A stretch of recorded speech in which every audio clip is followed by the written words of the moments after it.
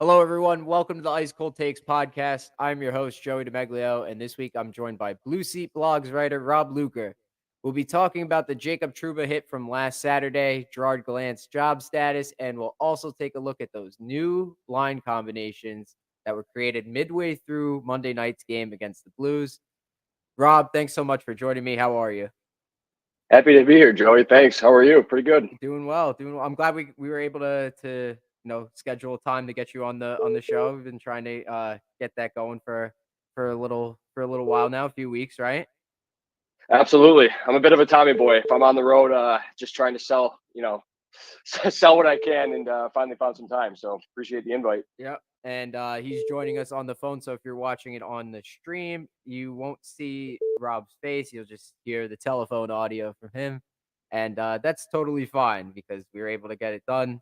Technology is very helpful today in today's day and age, especially with the podcast. But before we get into like the topics, I always like to ask my guests, like, how did you get started? So you write for Blue Seat Blogs. How long have you been doing that? Been doing that for a few years. I'd say Twitter's kind of been the stewardship for the last. I'm on the older side compared to some of you guys. 10 years. I mean, I started way back doing kind of some painted some numbers stuff, pay attention to some numbers stuff for the Rangers back in like 2008, 2009. In the behind the net days for those older folks listening. Did some blue shirt banner stuff way back when, and then kind of took a break, got into the career a little bit, and have come back around with Blue Seat Blog. So it's been fun. Funny enough, I had Joe Fortunato on last week. Yeah, nice. I saw that. Yeah, yeah.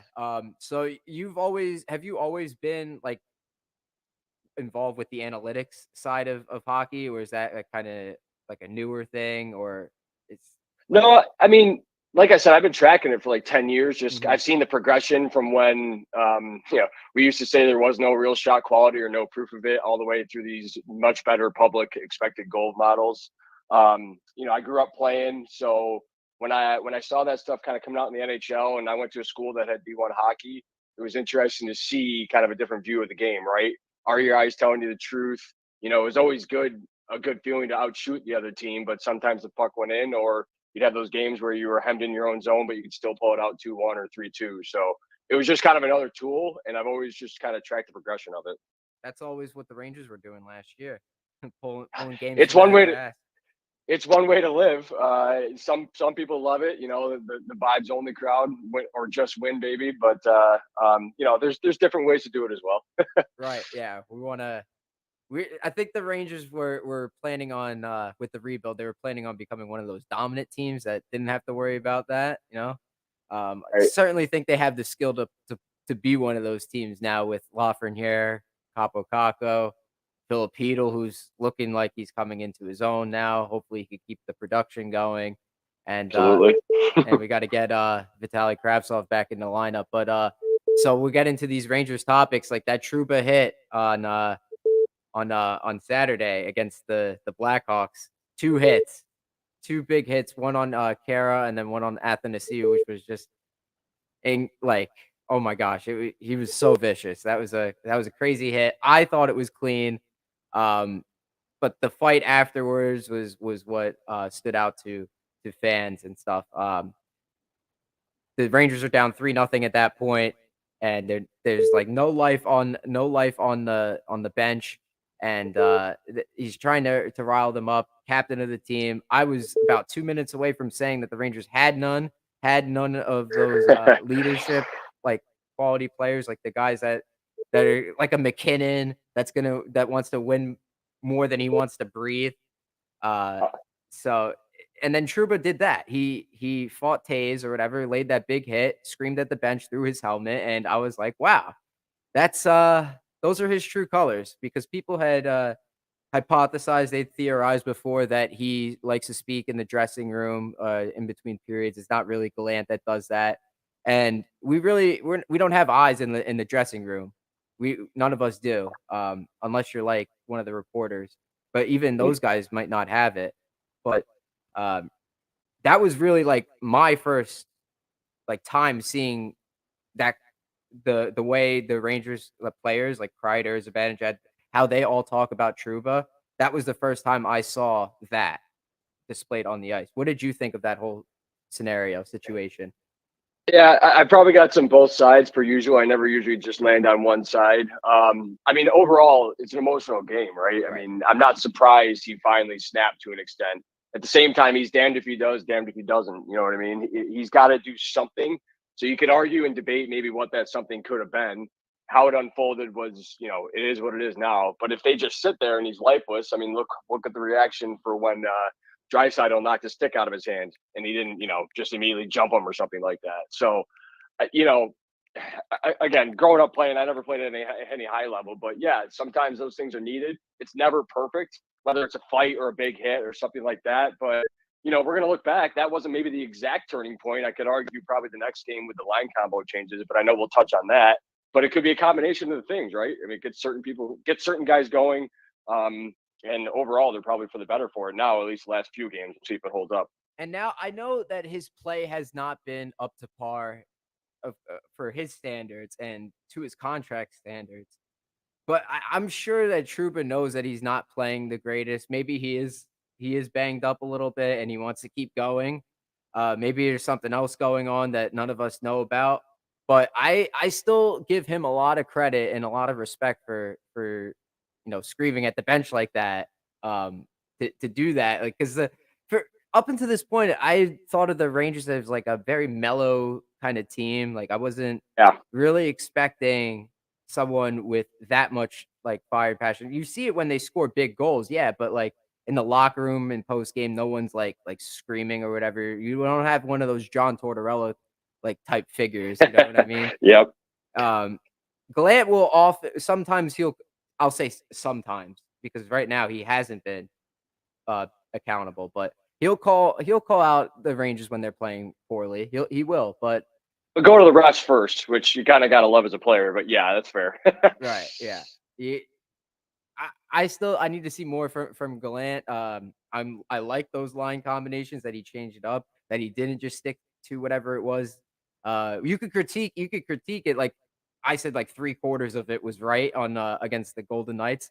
The lineup, of course, Barclay Goodrow being in the top six, that doesn't need to happen. Not ideal. Yeah, not ideal. Like we'll leave it at that for now. But like, man, I thought that the hit kind of woke something up in the Rangers and also in the post game presser. Trouba was having a hard time, you know, not going like full irate on the reporters. Yeah, And he was so I think frustrated.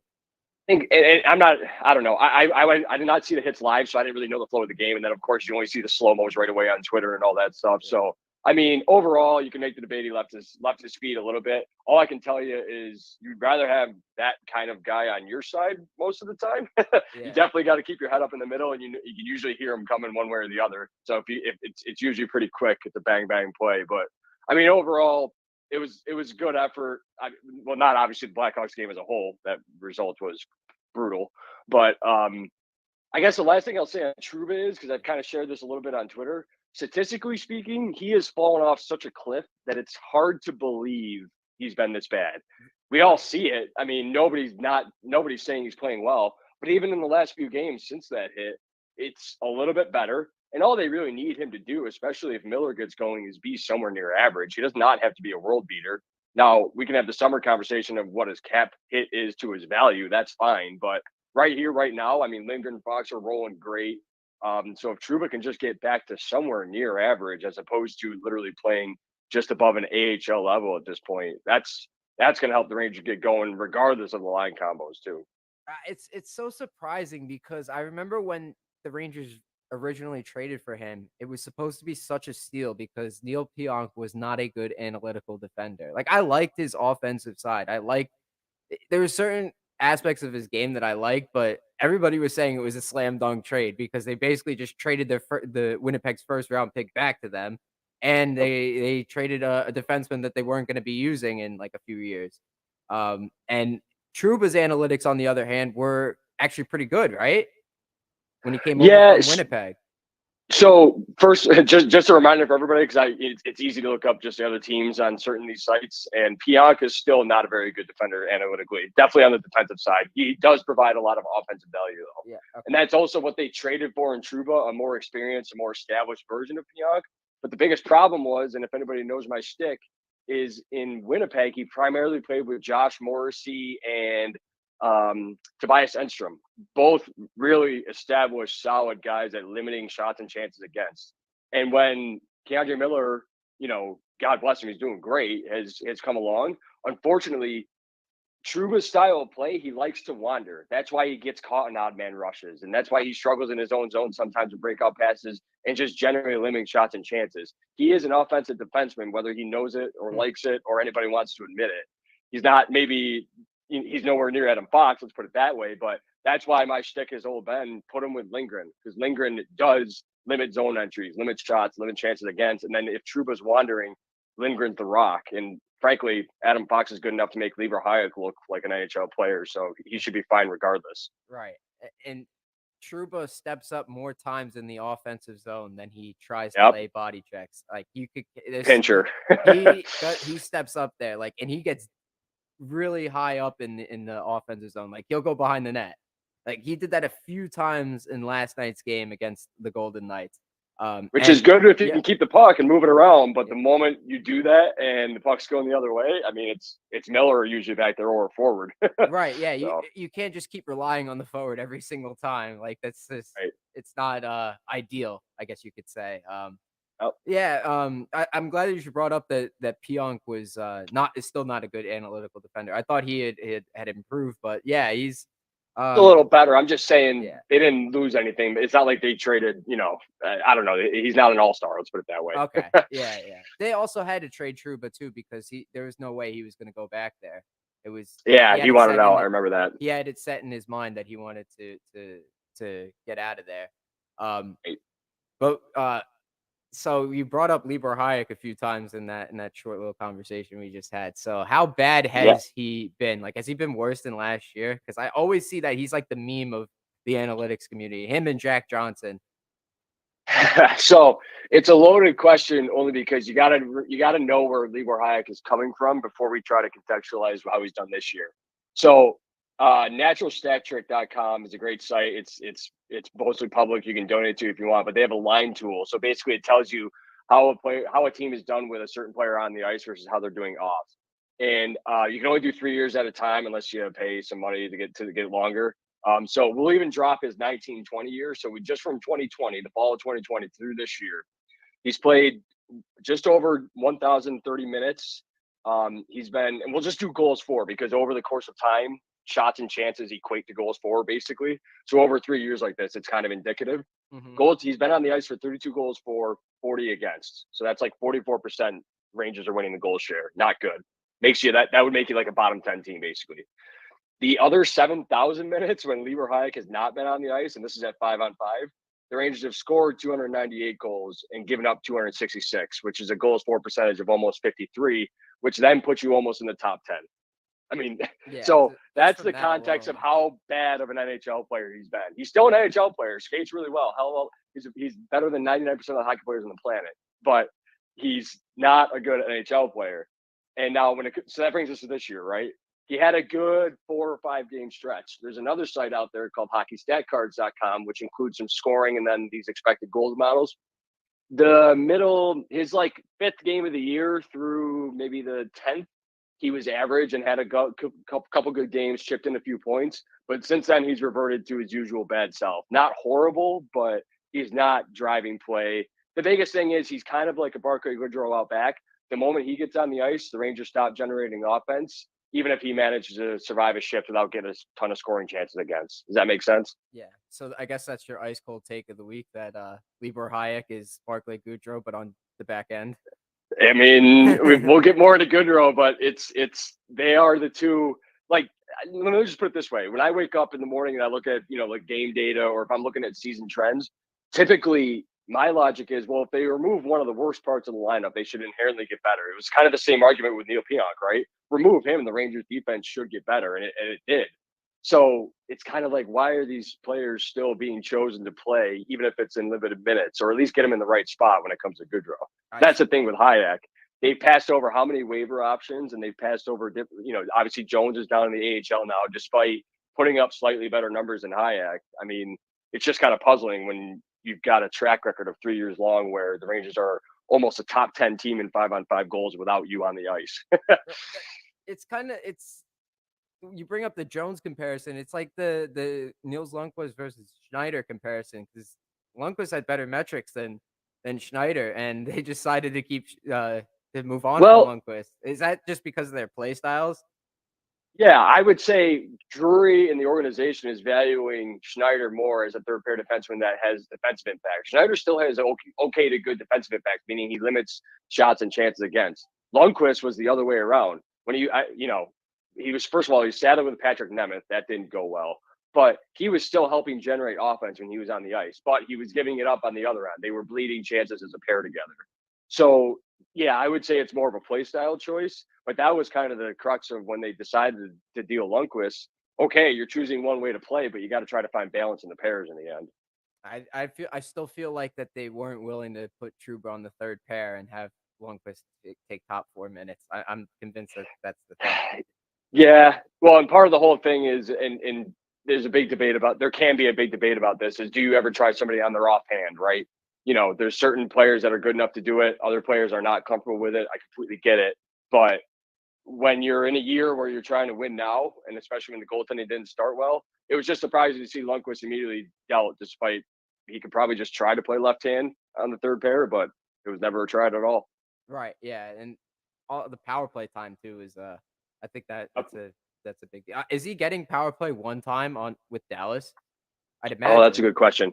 I did not look that up before. I'm sure that's something I could look up real quick here, but he might be getting power play 2 time. But in the end, I mean, for the Rangers, Trouba should not be the power play 2 guy. That should be Yeah. Condre Miller, 100%. And I'll say that Sammy Blay on power play too definitely not need to be Yeah, I there. mean, Blay's unique. Definitely not a bad player, but you can tell the difference between the true talent of the forwards and then watching him. His spot is definitely on the fourth line for now until he proves otherwise. Right. And that power play 2 unit doesn't even get used. Joe Micheletti was talking about it last night. I know you said that you didn't have commentary on your game, but I don't know if it Oh, eventually went back. I'll ask you about that. But Joe Micheletti was talking about how that power play 2 unit only gets like 20, 25 seconds most at tops. yeah, And like yeah, it's not a lot of time to do anything. And it's really you can't really judge it's not you can't judge it from that because they're like most of the time they're on the fly switches. It's not like they get right. a face off and they could set up. It's the puck gets cleared or whatever. And even when it gets cleared, Shesterkin half the time he passes it up to Panarin, who stays on for like the remaining 20 seconds while everybody else changes. Yeah, I mean, frankly, they shouldn't even just try to.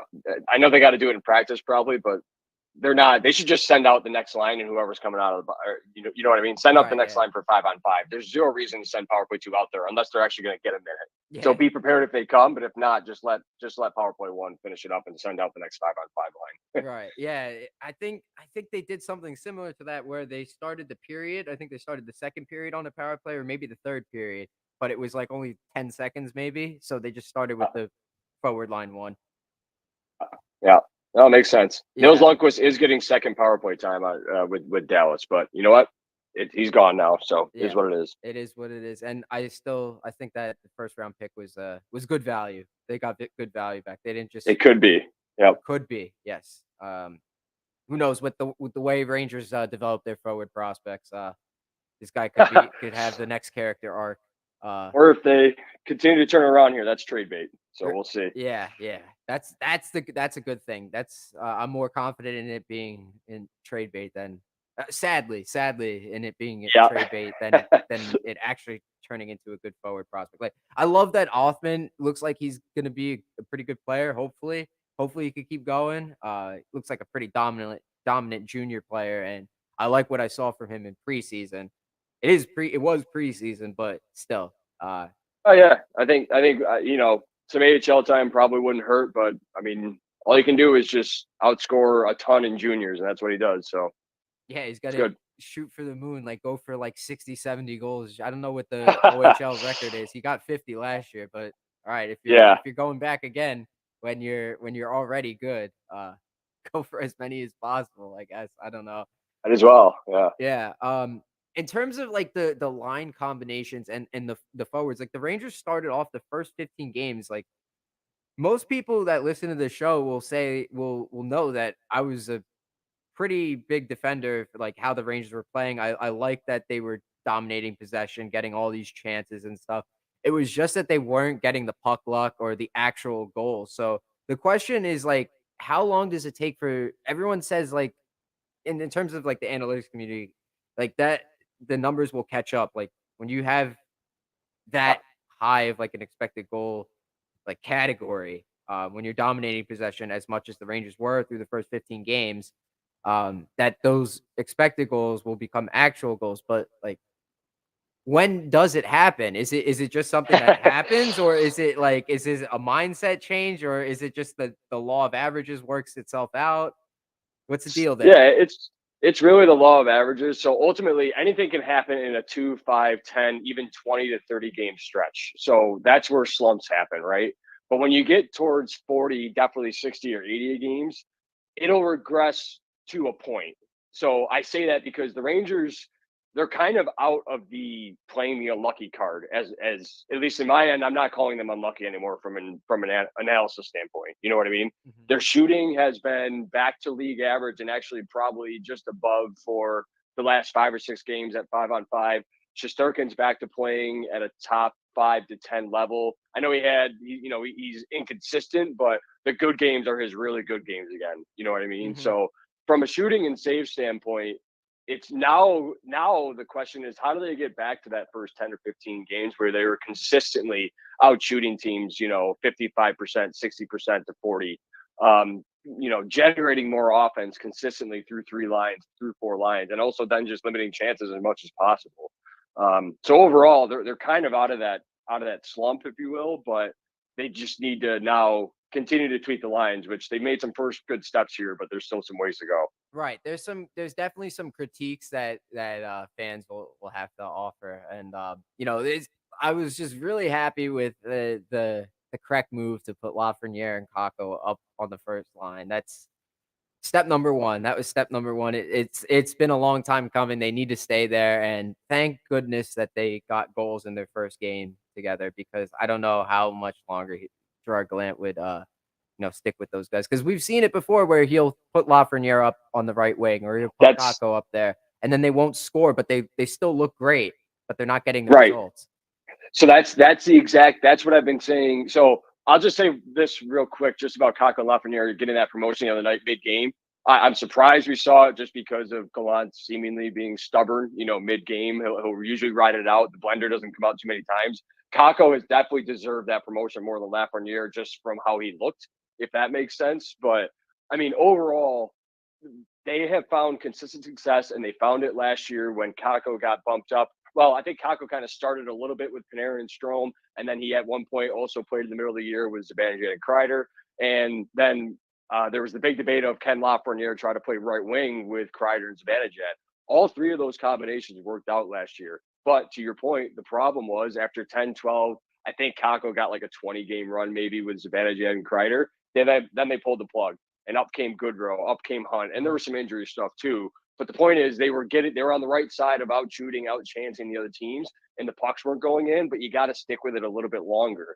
Now, ironically, what we've seen so far with Zibanejad, Kako, and Lafreniere, now it's literally only been 4 periods, but they're scoring pretty consistently so far in their limited time on ice so far. But they're not generating as much. So we'll see if they can find their way a little bit, especially because I think lines 2 and 3 are offering a little bit more balance now.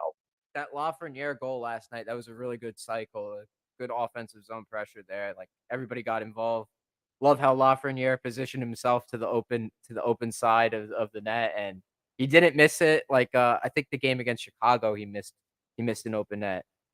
Um, Yeah, I forget if that was it, but Lafreniere consistently goes in that. That's the one thing he does well. So it's just a matter of positioning, finding a soft spot where you can either get a shot off, get a tip, get a tap in kind of thing. I Yeah, also that's the one thing he does do well. I also talk like a lot about the place matching the play styles up too. So like Kreider's advantage ed. I mean, it's worked before, like when they had Buchnevich there, when they had Zuccarello, even, who is, I Hmm. miss him every day. But um, I think Kreider's skill set actually matches more with Trocheck's. From that third line that I saw last night, You could tell me. I've never seen those players play too often before. Have they logged any minutes together like Kreider, Trocheck, VZ has, or at least Kreider, Trocheck? Have they played together at all? Really, except on the power No, play. not really. No, I mean, Kreider's been pretty much at the hip as a advantage yet, right? So Yeah. this is kind of a new start for him. Um, I agree. I sometimes I don't know how much weight I put on play styles. I know it's a real thing. I'm not dismissing it. I'm just saying I don't focus on that a ton. Just because I think the results sometimes speaks for themselves in the Yeah. play styles. I just think Trocheck is a really solid all around player, as is Kreider, right? But Mhm. maybe Kreider has a little bit more speed. So overall, you're putting two really solid players on a third line where they get to match up. They can try to match up against either top six line of the other team, or if they get lucky and they're playing one of the bottom six lines on the other team, they should dominate that from a shot and chance standpoint. You know what I mean? So Yeah. I Yeah. like the idea of them together if we can figure out a top six that works as Right. well. I feel a lot better. Feel a lot more confident with that as a third line than honestly like the kid line. Like I'd rather the kids be in the Right. top six and then have the veterans, like the guys that have scored before. Kreider scored 50 last year. He's gotten at least 25 for the majority of his career, almost every single season. And then you have VZ on there too, who's a very reliable defensive forward. I've loved him this year, and that's the role that he needs to be playing on this team is in the bottom six. It's just Yep. Barkley, Goudreau. If they could somehow, if Gallant could somehow convince himself to move him down and take out Brodzinski or take out whoever in as long as it's not Gauthier, Gauthier stays. I'm sorry, Gauthier stays. No, it's one of my fantasy football teams all year was Gauthier can replace Reeves, and this was like a month ago or 6 weeks ago because Gauthier could skate, and that's why they like Brodzinski too. And Brodzinski, he's definitely one of those like 4A type players to steal a term from baseball. He's not gonna make a huge NHL impact, but you Right. know what? If you can get a fourth line that can skate and just make the other team run around for 30, 40 seconds, as long as you're not giving up 10 chances and only getting one. I mean, that's Yeah. it's okay. It's okay. Right. 30, 40 seconds at a time. Yeah. And it depends. It all I, depends on how often Gallant uses it. He tends not to I use think the fourth line as often. That just goes on to your game point, script too.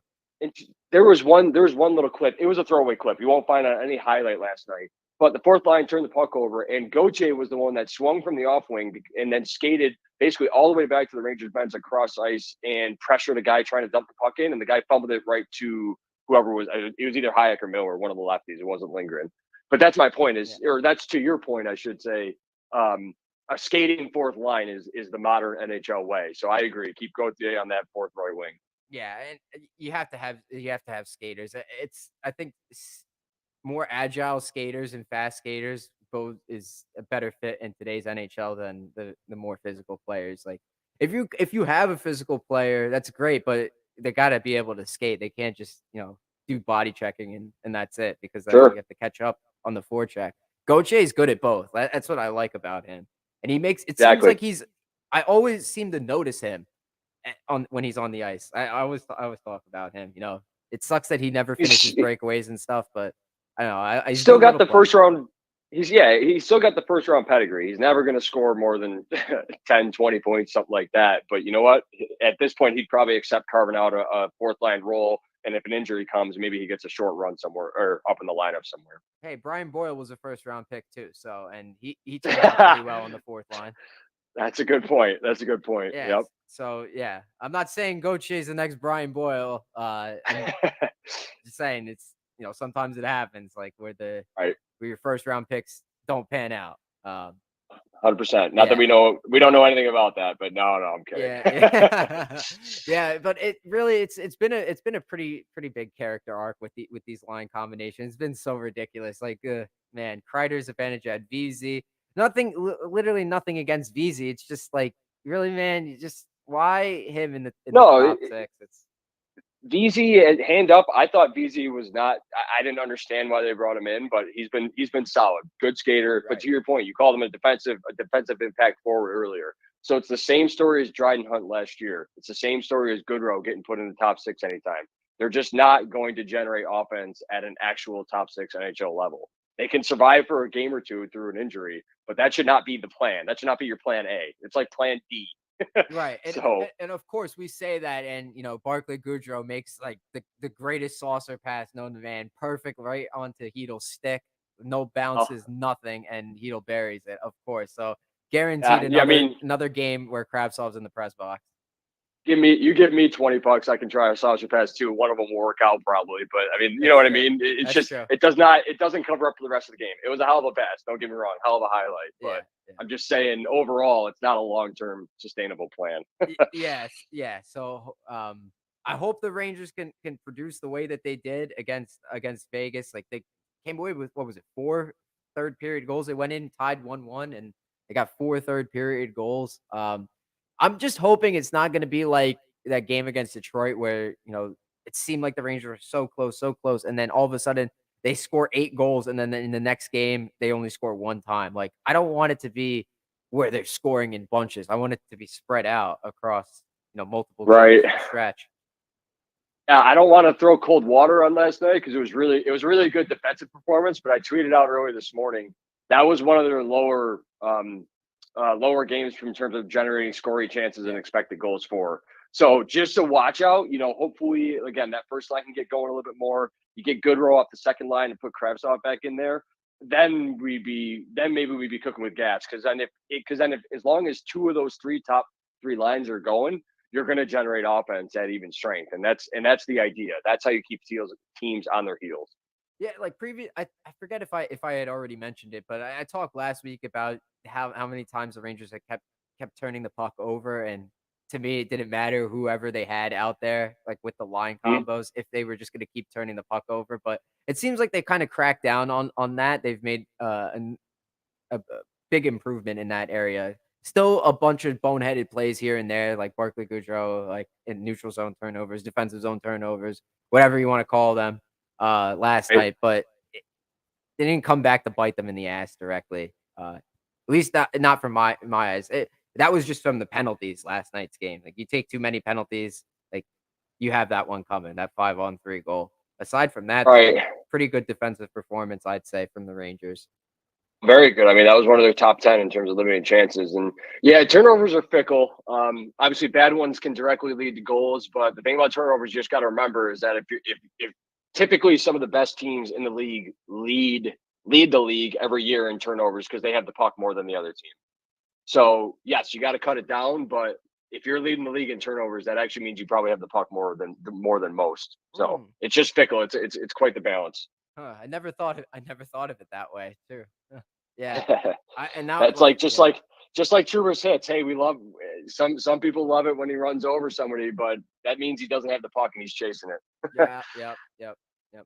And he does that a lot, as I said before. Let's go back to talking about like Kravtsov. We have I don't understand the reluctance to play him. I don't know if it has anything to do with what he did last year. I know fans still feel ticked off. Some fans, at least, will or still feel ticked off. To me, it's like you got to move on. It's done. It's in the past. Just like you said with Niels Lundqvist, it's done. It's over. You got to move on from it. And with Kravtsov, surprisingly, I didn't know how good his metrics were. Like the Rangers do surprisingly really well when he's on the ice versus when he's off the ice. And you would think that they would want to have him in there in the lineup. I don't have any explanation anymore as to why they're not playing him. He's only done what he's asked. He came, I'm pretty sure Gallant or Drury or both said something all positive things coming into preseason, out of preseason, into the season, and yet he can't find his way. I mean, I'm looking right now. An hour ago, it looks like the practice lines are unchanged going into tomorrow night, and Kravtsov's probably going to be the scratch again. I'm not It's surprised. just it's literally you can pick your meme, but it's very much like if they don't generate offense tomorrow against the Avs again, um, regardless if they score 5 or 6 goals, that can happen. That's the shooting aggression part of it, right? But if they don't generate offense, it's like the I think you should leave me. And, we're all looking for the guy who did this. Well, when you're choosing Goodrow on the second line, that is what it is. And it'd be different if Gauthier was really pushing and generating good numbers. We've already seen what VZ can do on the top line, which is not much. They'll survive, but they won't be that good. And it's not like Blay is pushing to be an impact player either. So it's I just don't understand the hesitancy outside of, I guess, they have to give Goodrow more time on ice because of reasons. Yeah, because of reasons. And then I also see like, oh, the argument like, oh, he needs to earn it or whatever. Like, are we past that point? Like Just we've done this with Kakko and Lafreniere for 2.5 my, years. I You know saw what I mean? I It's saw like every yeah, time they get more time on ice, they do better. So how do you earn it without getting a chance? I It's saw very, it's wild. a few months ago, I saw like an American Chopper meme, and it was like, you know, you probably know like where the two guys I know the are, format. Yeah. yeah, they're arguing, and the one guy throws a chair or whatever in the office or whatever. But like the meme was based on like the job experience versus the how do you say it? I have it here. Job experience versus getting a job. Like when you're going for a job that you're coming out of college, let's say. This is it hits home for me because I'm in that position right now. Like I've never worked in like the radio before, for example. And I want to go into the radio, but it's like you go there and it's like, oh, you need experience. But like every place you go to apply for a job says you need experience. So how do you get the Yeah. experience? Like, and that's how I feel about with the kids. It's like, oh, they need more experience. It's like, all right, so how do you get experience? You got to work. And it's like, okay, well, how do you work? Experience. And then it's just this never ending cycle of the kids of Lafreniere, Kakko going from the third line for 15 games and then one game in the top 6. And then it's like, all right, yeah, they didn't do anything this game. So let's bring them Right. down, put the kid line back together. And let's just put a known bad up there. There's an old tweet that goes around the Hockey Analytics Twitter circle from Micah Blake McCurdy, the guy that runs hockeyviz.com. And it's something to the effect of the moment NHL coaching staffs realize they could try to play a younger player who's an unknown, don't know if he's good or bad, versus playing a known bad older player will be a beautiful day. And I think he tweeted that in like 2014. Let's put it that way. We've seen it. We've seen the Rangers do it before too. Like go back to the 1920 season. Rangers played Tampa Bay late October. I'll never forget this game. They healthy scratched Mark Stahl. None of us believed it when we saw it. I think it was Mercogliano tweeted out the lineup. He posted a picture of it, and Mark Stahl was not on the starting lineup for the Defenders. He was not there. They called up Ryan Lindgren. They called up Philip Hedl. Zibanejad was out with an injury. They started those guys. Hedl, Kakko, and Adam Fox score in that game, and David Quinn puts out Fox and Lindgren at the end of the game to harbor a lead. We've seen that. We've seen this before where like they play a great game and like Fox and Lindgren got rewarded with ice time. Kakko, Lafreniere have played great this season. Where's their ice time? Like I don't understand it. I don't know why it took so long. I'm just happy that they got it now. But the same thing has to happen for Kravtsov at some point. I think where I land on it all, because it's kind of like, to your point, to reference it back to work, you're going to have good days, you're going to have bad days. It's sports. And that's just how life goes. But if you expect the moment you make a first mistake, you get the plug pulled on whatever you're working on, and then you go back to somebody else who maybe who does not do nearly as good as work or what your top potential is, but he's going to at least turn in the hours and just kind of slug it along. It's kind of disappointing. It's actually pretty dejecting and depressing. So that's where I land on it all. I'm sure I have a feeling that some of those guys feel that way. They may not be saying it, like Kakko or Lafreniere. They may not be saying it because they have an image to uphold, but they're probably thinking that like, what the hell, man? I mean, what did I do wrong? Like, why am I taking off of this? What can I do to make it right? Anytime? Look at the reactions anytime especially a European complains about not getting a shot with the Rangers. He either gets shipped out or certain sectors of this fan base freak out. It's just, it doesn't make any sense. They're expected to be either immediate all-stars or they're useless. There's got to be some room in the middle, everybody. Right, and then with like a Canadian, they won't like Lafreniere. I mean, I'm not saying that. It's just for some reason we have a trend of Europeans having this issue. Yeah, that's all. Yeah. And that you could even argue with like the scouting department too. Like a lot of people didn't like Gordy Clark. That Elias Anderson pick might have been a reach. Probably was a reach. I don't even know if he's still playing in the league right now. Yeah, I don't know. I'm sometimes prospect world's a different world. I'm sure you know that. Yeah. And I like to sometimes just say all prospects are great until they're not. That's That's good. I wonder what Drew Way thinks about that statement. I know. Like I said, I don't play in that world, so I don't pretend to be an expert whatsoever. Yeah, it's hard because it's like it's a crapshoot. You never know what you're gonna get. There's people saying like they argue like, oh, the Rangers should have picked Lucas Raymond at the time. Like, no, man, it's clear as day. Yeah. Lafreniere is a better player. I love Lucas Raymond. I love like his skill set. I think he's a good fit for Detroit. But I would not have picked him first overall, no matter what. Like, even if I saw Right. his 5 years from when he was drafted, I still wouldn't have Yeah. done it because everybody knew.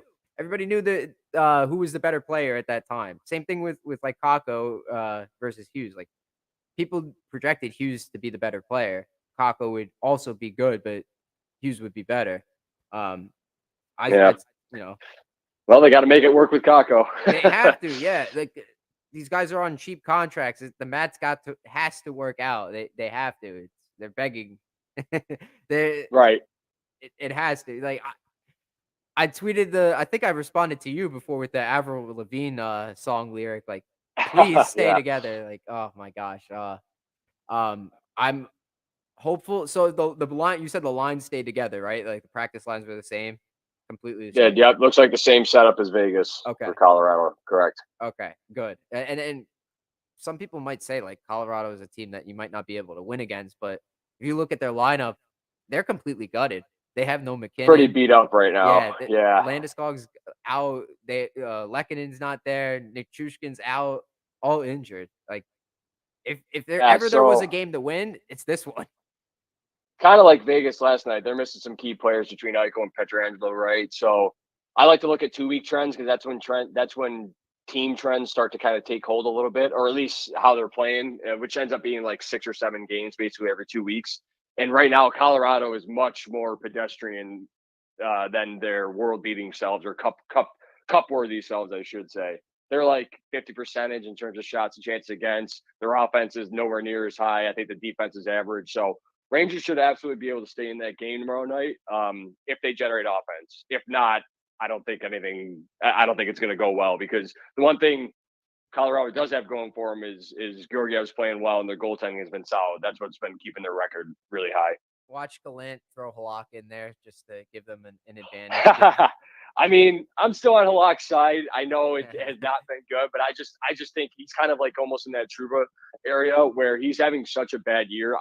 The bottom can't be any lower, but he does need to turn in a few better results for sure. Yeah, he's due for a couple good ones. Like I wanted them to sign him just for the veteran experience.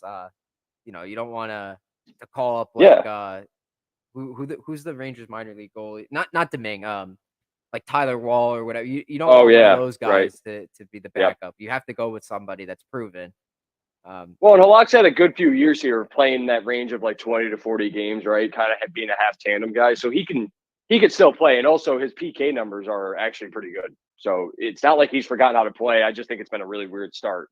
But in the end, it doesn't matter because Igor's your guy coming down the stretch and in the spring if they get back to a good spot. Right. Yeah. I'm not going to expect him to go on an historic run again this year, but he's still his down to earth is Joe Fortunato said it last week. His down to earth is better than the average goalie, and that's why we're fortunate. Yeah, it's been funny the transition from Henrik to Igor. Rangers fans have not had to endure average goaltending much, and Igor's shaky start, quote unquote, is just league average. So if he gets remotely top 10, God forbid, top 5 for a good 10-20 run, they're going to win more games, even if they look like shit. That's just how it's going to go. Yeah. He'll be able to steal some victories. I don't know what the stat was last year, how many stolen victories. That was Valaquette's stat. Oh, yeah. Site. Yep. He had a number of those last year. I don't know either, but it had to be multiple. That's for sure.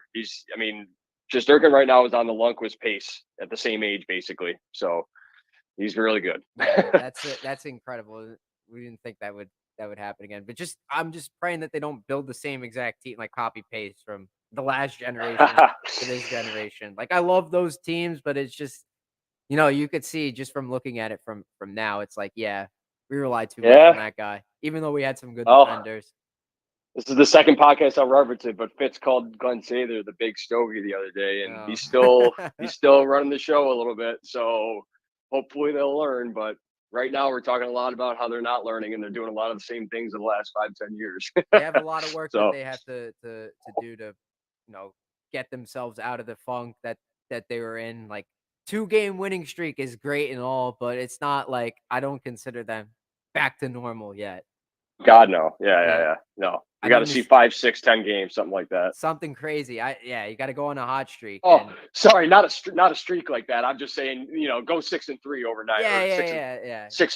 6-3-1 or something like that over 10, and then we'll be back to normal a Yeah, little or bit. 7-2-1. That's a hot streak to me. That's fine. Over Yeah, a course that's of true. 10 games, just win 6 of them. That's good. That's a good streak there.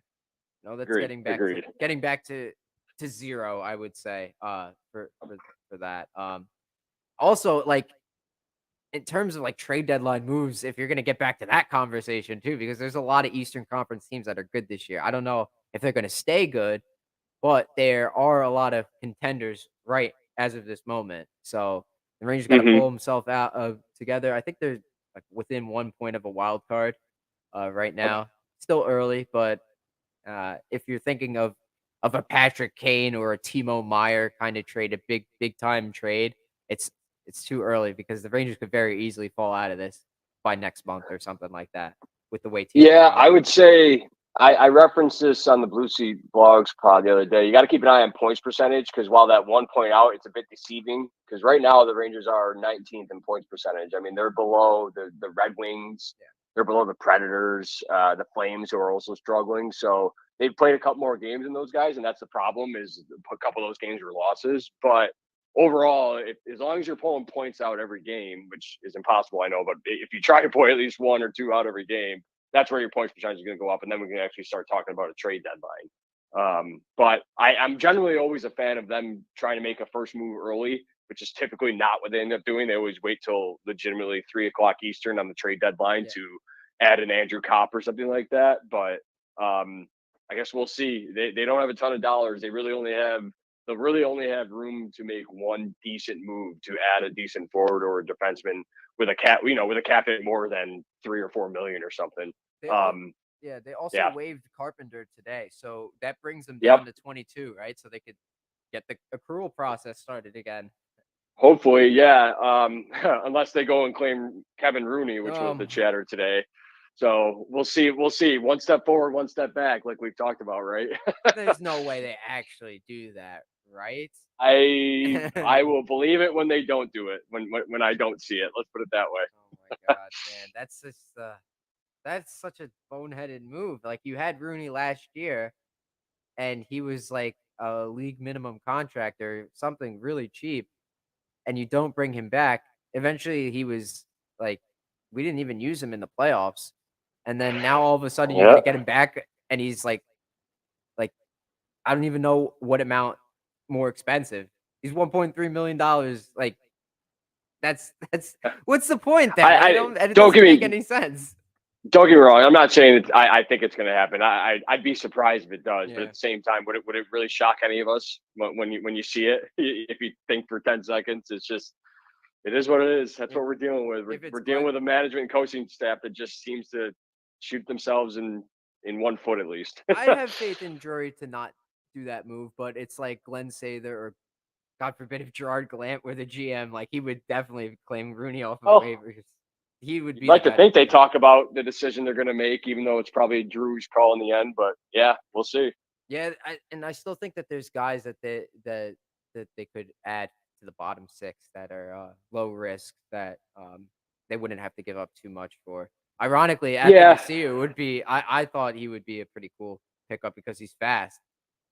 Don't know about I think I saw his defensive metrics, which were horrible, but his offensive metrics were like pretty good. yeah. He's always kind of chipped in. He's definitely more on the offensive and defensive side, but the Blackhawks are so historically bad right now that you got to take those defensive numbers with a grain of Yeah. salt too. Yeah, yeah. It's so like, does this make with all these changes that Gallant has made? Is he still on the hot seat? Would you say? Uh, I said it the other week, and I still land in it. I'd be surprised only because he probably built up so much goodwill last year with the run. Um, I think he's under pressure, and he's reacting to the lineup questions a little bit differently now, though, which is an interesting new side of all this. He's really kind of defending his choices, or or at least feels like he's giving off a vibe that he doesn't have to explain anything to anybody, which is a slippery slope in my opinion, because you could easily piss off the wrong people if you're not winning. So I don't know, half answer. I don't think so, but I guess it's possible. Yeah, I would say that that he still very much possible within the next week for him to get fired.